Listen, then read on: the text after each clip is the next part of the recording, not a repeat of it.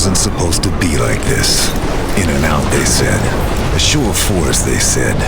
The Hellgast war machine was destroyed on Vecta, and you guys just need to sweep it up, they said. But, like any animal, the Hellgast are at their most dangerous when cornered.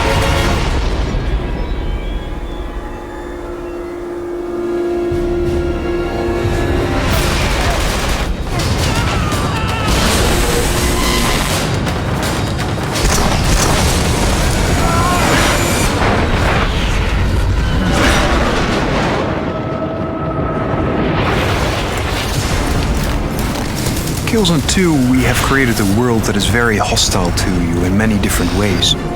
But at the same time, we've created a world that is very real and very believable. When we started developing the world of Helgen, we really started at the basis for almost anything we design. And the basis is basically the Helgas themselves, their ideology, their politics, and that goes for anything in the world, from their cars till their vehicles, from the houses that they build. Everything's kind of built from this ideology upwards. We decided to host Killzone 2 entirely on Helgen, which is an alien planet, but it still looks very eerily familiar. So you'll recognize a lot of the things like the structures and the buildings, but you won't recognize lots of the Helgen technology. This allowed us to create a unique world with 5 completely different gameplay environments and 10 completely different experiences.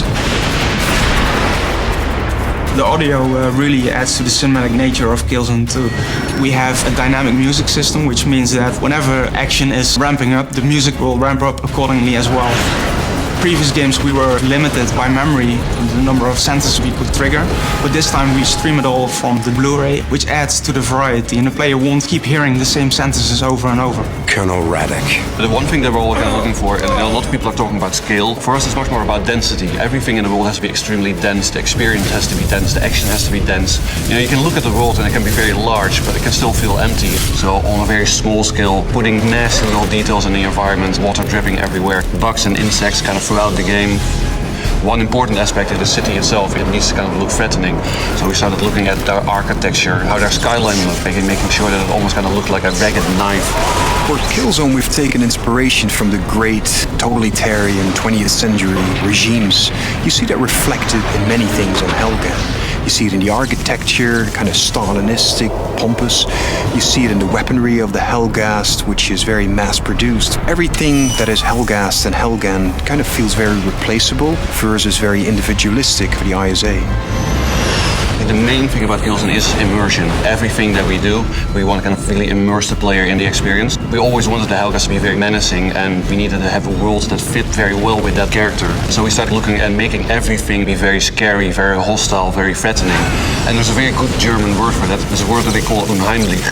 Unheimlich basically means unhomely. And that's the sense that we wanted to give the player. This is really somebody else's society, somebody else's world. You're not welcome here.